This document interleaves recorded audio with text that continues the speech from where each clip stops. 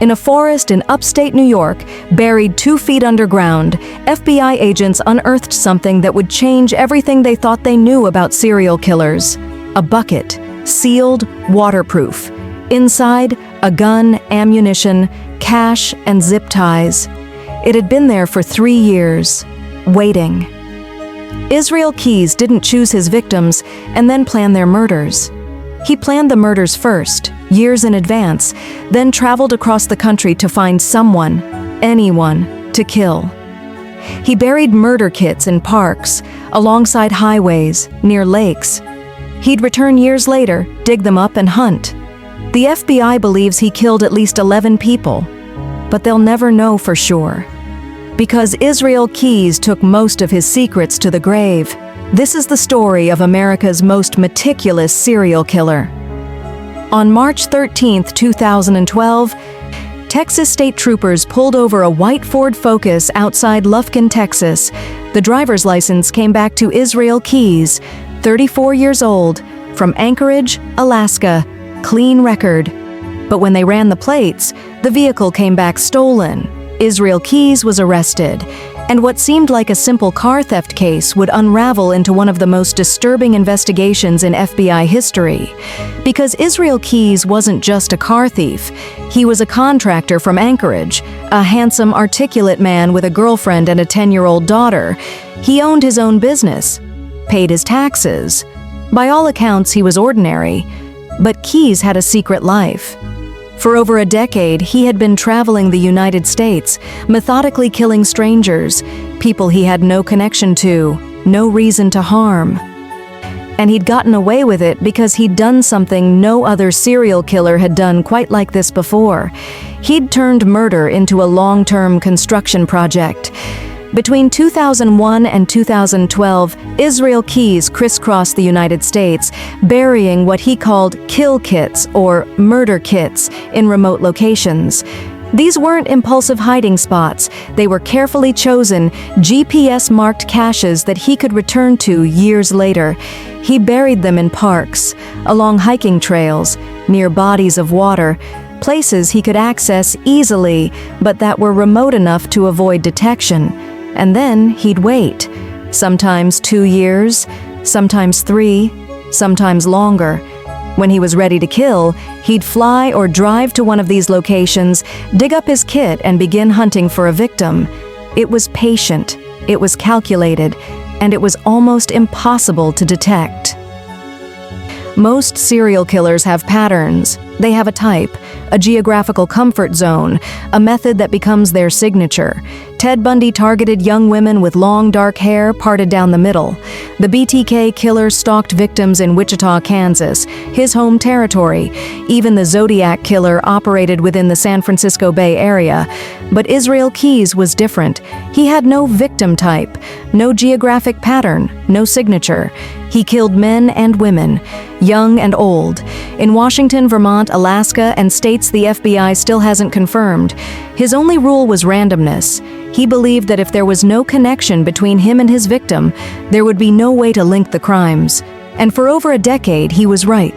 To understand how Israel Keyes evaded capture for so long, you have to understand his methodology. Because this wasn't the work of an impulsive killer, this was a system, and Keyes had spent years perfecting it. First, the murder kits. Each kit was stored in a waterproof bucket or container, sealed and buried roughly 2 feet underground. Inside, investigators found weapons, usually guns, sometimes knives, always untraceable, ammunition, cash, to avoid leaving any financial trail, zip ties or restraints, sometimes plastic sheeting, sometimes shovels, everything needed to abduct, kill, and dispose of a victim. Keyes buried these kits during what he called fishing trips or vacations. He'd drive or fly across the country, rent a car with cash, and bury his supplies. Then he'd return home and wait. But the kits were only part of it. Keyes had rules, strict operational security that would make him nearly invisible. Rule 1: never kill near home. Keyes lived in Alaska, but most of his confirmed murders were thousands of miles away, in Vermont, New York, Washington State. Rule 2: No digital footprint. When Keyes went on a killing trip, he left his cell phone at home. He didn't use credit cards. He didn't use ATMs unless absolutely necessary. And even then, he wore disguises. He paid for everything in cash. Rental cars, hotels, gas, food. Rule 3, choose victims randomly. Keyes didn't stalk anyone. He didn't have a hunting ground. He would arrive in a town, drive around, and pick someone entirely at random. A person walking alone at night, a couple in a remote house, someone vulnerable, isolated, and most importantly, someone with no connection to him whatsoever. This randomness made him almost impossible to profile. When Keyes decided it was time to kill, he'd travel to one of his pre-selected locations. He'd dig up his murder kit. Then he'd go hunting. He'd drive around, sometimes for days, looking for the right opportunity, the right victim. He called it going dark. During these trips, he disconnected entirely from his regular life. No phone calls, no emails, no social media. He became a ghost. His girlfriend thought he was on a work trip. His daughter thought Daddy was away fishing. And somewhere hundreds or thousands of miles away, Israel Keyes was killing. The FBI believes his first murder was in 2001, possibly earlier. His last confirmed kill was in 2012, 11 years, potentially 11 or more victims, and until 2012, no one had connected the dots. Because unlike other serial killers, Keyes didn't want fame. He didn't taunt police. He didn't leave cryptic messages. He didn't want to be caught, and he very nearly succeeded. In fact, Israel Keyes might still be killing today if he hadn't made one critical mistake. A mistake that started on a cold February night in Anchorage, Alaska, at a small coffee stand called the Common Grounds Espresso, where an 18-year-old girl named Samantha Koenig was working the late shift, alone. February 1st, 2012, Anchorage, Alaska. It was just after 8 p.m., and 18-year-old Samantha Koenig was working alone at the Common Grounds Espresso, a small drive-through coffee kiosk in a shopping center parking lot. Samantha was a high school senior. She worked evenings to save money for college. She had a boyfriend, a close family, her whole life ahead of her. She had no idea that for the past several days, someone had been watching her. Israel Keyes had been planning this for weeks, and on this night, he was finally ready. At approximately 8:10 p.m., a man approached the coffee stand on foot. Security footage shows him walking up to the window, calm, casual. He ordered coffee. Samantha served him, made small talk, took his money. The man walked away, but he didn't leave. Keyes circled around to the back of the kiosk where there was a door, out of view of the security cameras. And then he waited. At 8:13 p.m., the next customer pulled up to the window. Samantha greeted them, took their order, made their drink. Everything seemed normal, but what that customer didn't know, what Samantha couldn't communicate, was that Israel Keyes was already inside the kiosk with her. He'd entered through the back door, gun drawn. He was holding her at gunpoint, just out of view of the window, forcing her to act normally. Samantha served that customer with a gun pointed at her back. They drove away, completely unaware. The security footage shows what happened next. At 8:14 p.m., Keyes forces Samantha out of the kiosk. You can see him guiding her across the parking lot toward his truck, a white Ford Focus he'd rented. Samantha is wearing her work apron. She's compliant, clearly terrified. Keyes had zip-tied her hands. He walked her to his vehicle, forced her inside, and drove away.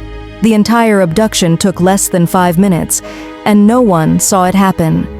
Samantha's boyfriend arrived at the coffee stand at 8:30 p.m. to pick her up from her shift.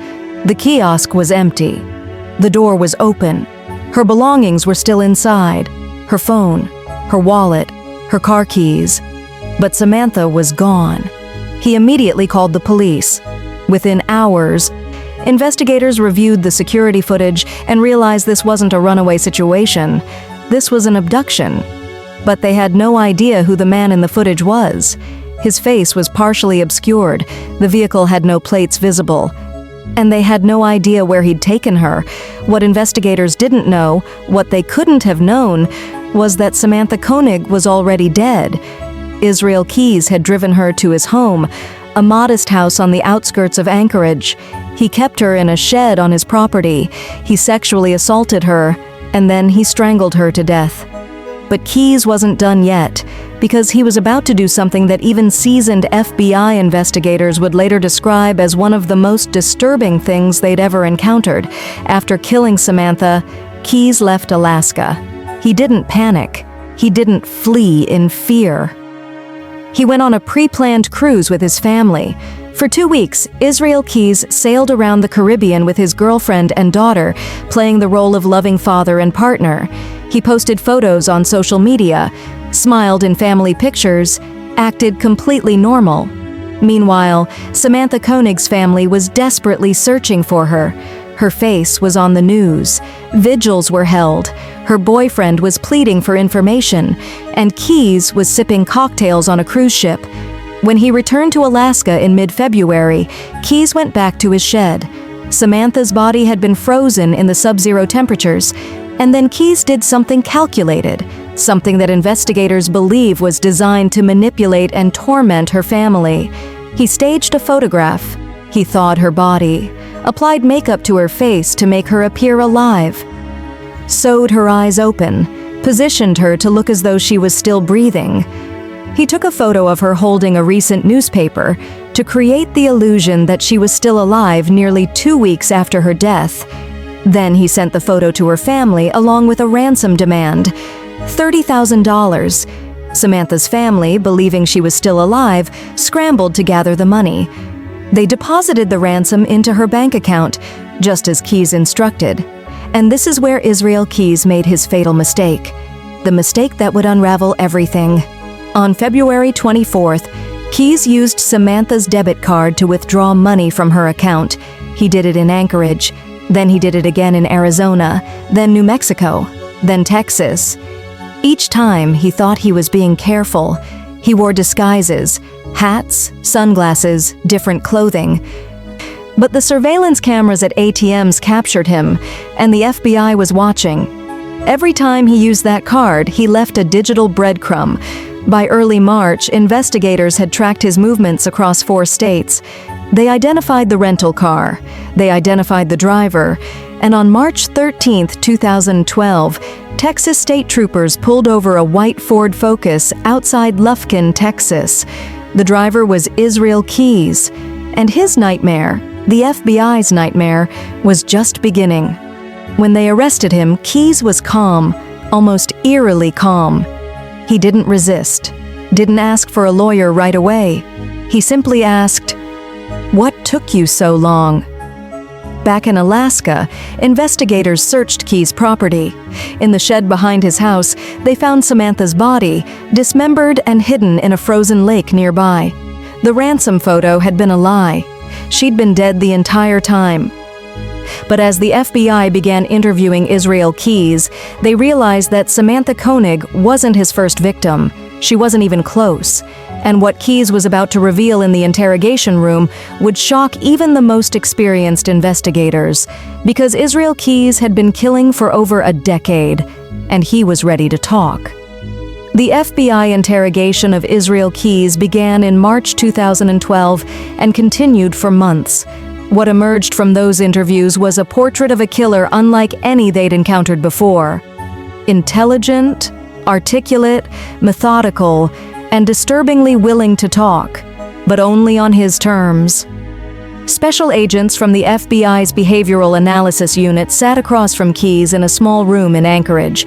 They expected denials, lawyer requests, the usual dance of a criminal interrogation. Instead, Keyes leaned back in his chair and said, "I'm not like other people you've interviewed." He was right. From the beginning, Keyes made it clear that he would cooperate, but he had conditions. He didn't want the death penalty. He wanted to protect his daughter from knowing what he'd done, and he wanted something else: coffee. Israel Keyes was a caffeine addict. He drank it constantly, cup after cup, and the FBI quickly realized they could use this. They brought him coffee, lots of it, and in exchange, Keyes talked. He described murders, locations, methods, but he did it in a way that was calculated to maintain control. He would give them pieces of information, never the whole picture. He'd hint at crimes without providing enough detail to identify victims. He'd describe what he'd done, but withhold names and exact locations. It was a game to him, and he was winning. One of the first murders Keyes admitted to was the Currier killings. On June 8, 2011, in Essex, Vermont, Bill and Lorraine Currier were home for the evening. Bill was 50 years old. Lorraine was 49. They'd been married for nearly 30 years. They had no children. They kept to themselves. They were, by all accounts, a quiet, loving couple. That night, Israel Keyes broke into their home. Keyes told investigators he'd been in Vermont on vacation. He'd driven around looking for a target. He saw the Currier's house. He watched it, decided they were the ones. He broke in through a window around midnight. He zip-tied Bill and Lorraine, duct-taped their mouths. He forced them into their own car and drove them to an abandoned farmhouse he'd scouted earlier. There, he sexually assaulted Lorraine Currier. Then he killed them both. He strangled Bill first, while Lorraine watched. Then he killed Lorraine. He dismembered their bodies and disposed of them in separate locations. To this day, Bill and Lorraine Currier's remains have never been found. When asked why he chose them, Keyes shrugged. "No reason," he said. "They were just there." He didn't know them, had never seen them before that night. They were random, and that randomness, Keyes explained, was the key to his success. "If there's no connection," he said, "there's no way to link it back to me." He was proud of this. You could hear it in his voice during the interviews. He believed he'd outsmarted everyone. But the FBI wanted more. They knew Samantha Koenig. They knew the Curriers. That was 3 victims. But Keyes kept hinting at others. He mentioned Washington State, New York, possibly California. He talked about a couple he'd killed years earlier, a man and woman in a remote location, but he wouldn't say where. He described burying bodies in lakes, in forests, in places where no one will ever find them. When pressed for specifics, Keyes would smile and say, "I'll tell you, eventually." Psychologists who studied the interview footage noted something chilling about Keyes's demeanor.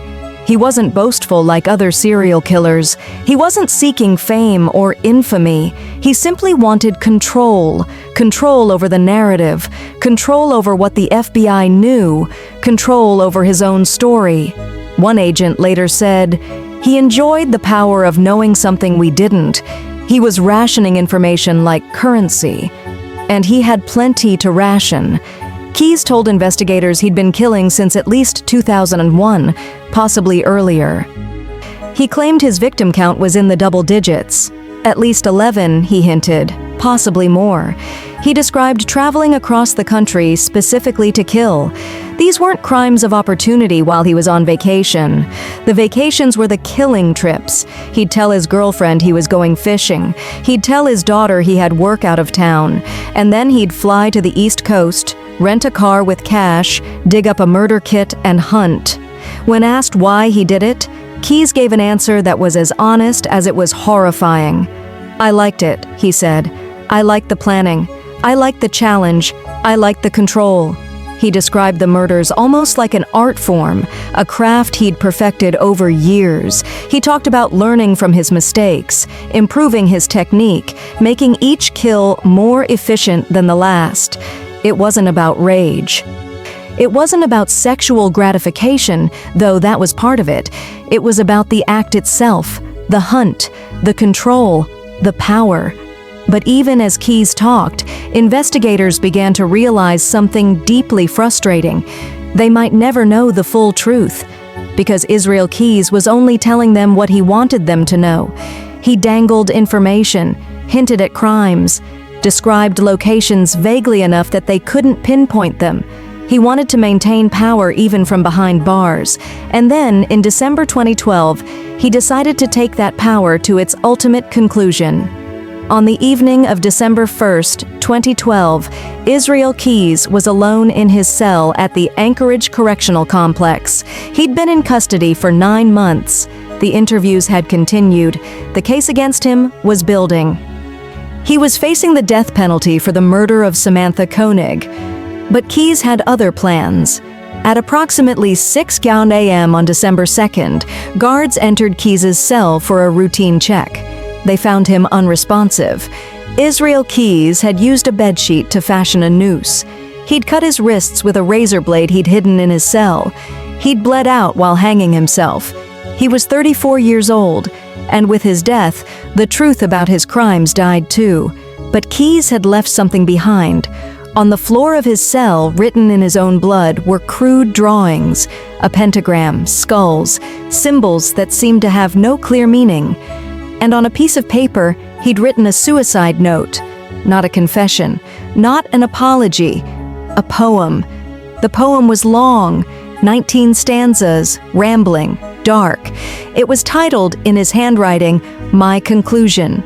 In it, Keyes wrote about his contempt for society, his belief that human life had no inherent value, his disdain for religion and morality. He wrote, "Your face framed in dark curls like a portrait, the sun shone through highlights of red. What color, I wonder, and how straight will it turn plastered back with the sweat of your blood?" He was describing a victim. Maybe Samantha, maybe someone else.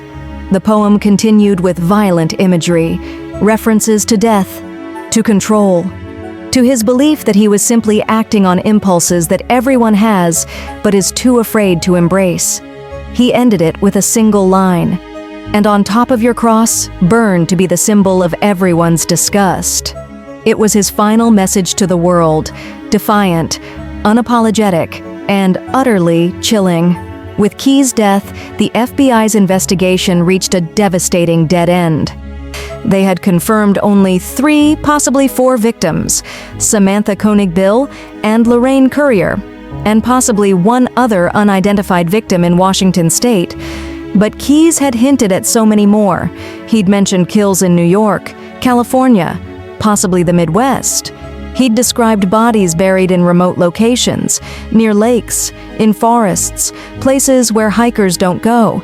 He'd referenced couples, individuals, people whose disappearances might never have been connected to him. And now, investigators would never know for sure. The FBI launched a nationwide effort to match unsolved cases to Keyes' travel patterns. They reviewed his bank records, flight manifests, rental car agreements, receipts from hotels. They tracked his movements across dozens of states over more than a decade. They looked at missing persons cases, unsolved homicides, any case that fit his methodology. But the problem was, his methodology left almost no evidence. No connections to victims, no witnesses, no physical evidence at most scenes. In many cases, bodies were never found. The FBI estimates that Israel Keyes killed at least 11 people. But that's a conservative estimate.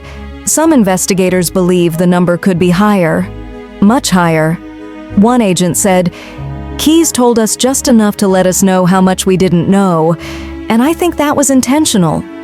He wanted them to know they'd never solve all his crimes. It was one final act of control. To this day, buried murder kits may still be hidden across the United States. Keyes described caches in multiple states. Some he used, others he never returned to. He buried them in national parks, along hiking trails, near fishing spots. Sealed buckets containing weapons, cash, and tools.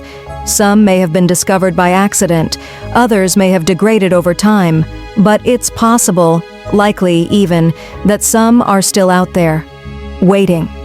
Families of missing persons still contact the FBI, wondering if their loved one could have been one of Keyes' victims. A woman who disappeared in upstate New York in 2009, a man who vanished in Washington state in 2005, a couple who went missing in Vermont in 2006. The FBI has investigated dozens of these cases, but without Keyes' cooperation, without his confession, they can't make definitive connections. And so the families wait, hoping for answers they may never receive. Israel Keyes took his secrets to the grave. He maintained control until the very end. And somewhere, in unmarked graves scattered across America, There are victims whose names we'll never know, whose families will never have closure, whose disappearances will remain mysteries, all because one man decided that other people's lives were his to take, and he was very, very good at it. Israel Keyes represents something that keeps law enforcement awake at night. The perfect predator. No pattern, no connection to victims, no geographical profile, just randomness, patience, and meticulous planning. And the terrifying reality is this: he almost got away with it. For over a decade, Keyes killed with impunity. He moved through society like a ghost. He had a job, a family, friends. People who knew him described him as quiet, polite, hardworking. His girlfriend had no idea. His daughter had no idea. His co-workers had no idea. He compartmentalized his life so completely that the man who coached his daughter's soccer team was the same man who was crossing state lines to kill strangers. And if he hadn't made that one mistake, using Samantha Koenig's debit card, he might still be out there. The FBI's Behavioral Analysis Unit studied Keyes extensively after his death. What they found challenged almost everything they thought they knew about serial killers. Most serial killers have a compulsion, a psychological need that drives them to kill in specific ways. They develop patterns because those patterns satisfy whatever is broken inside them. But Keyes was different. He killed methodically, not compulsively. He planned years in advance, not in moments of rage or opportunity. He chose victims based on accessibility, not on any psychological need or preference. One FBI profiler said, Keyes treated murder like a profession. He had rules, protocols, and he followed them religiously. That's what made him so dangerous. The randomness factor is what makes cases like this an investigator's nightmare. When there's a pattern you can predict, you can set traps, you can narrow your suspect pool. But when the killer has no pattern, when they travel thousands of miles to kill someone they've never met, the traditional methods of investigation break down. How do you stop someone when you don't know where they'll strike next? How do you catch someone when there's no connection between them and their victim? The answer is, you can't. Not easily. You get lucky. They make a mistake. Or, like Israel Keyes, they tell you themselves. After Keyes' death, the FBI implemented changes to how they handle cases involving highly mobile offenders.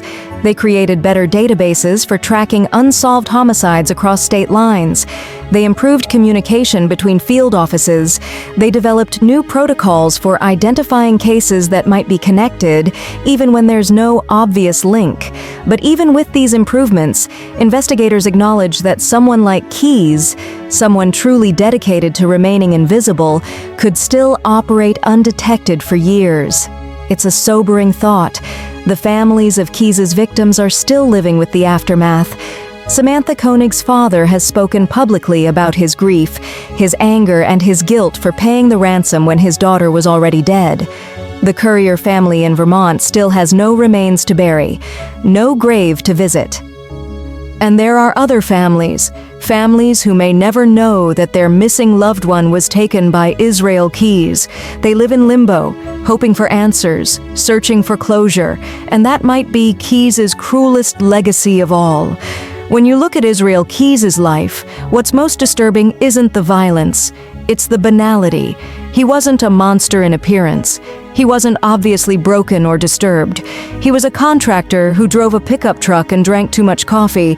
He went to Home Depot, he paid his bills, he took his daughter to school, and then he would fly across the country, dig up a bucket full of weapons, and kill someone.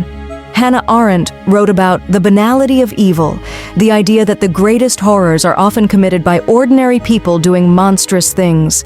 Israel Keyes embodied that concept. He proved that evil doesn't always announce itself with warning signs and red flags. Sometimes it lives next door, smiles at you in the hardware store, coaches Little League, and that's the legacy that haunts investigators and families alike. Today, the FBI still receives tips about Israel Keyes, people who think they saw him in their town years ago, families who wonder if he was responsible for their loved one's disappearance, cold case detectives reviewing files, looking for anything that matches his timeline. The investigation, in many ways, is still ongoing. Because even in death, Israel Keyes casts a long shadow. Somewhere in America, there may be a sealed bucket buried in a forest. Inside it, tools for murder, waiting for someone who will never return. Somewhere, there's an unmarked grave, a victim whose name we don't know, whose family is still searching. Israel Keyes wanted to be remembered as the one who got away with it, the killer who was smarter than everyone else.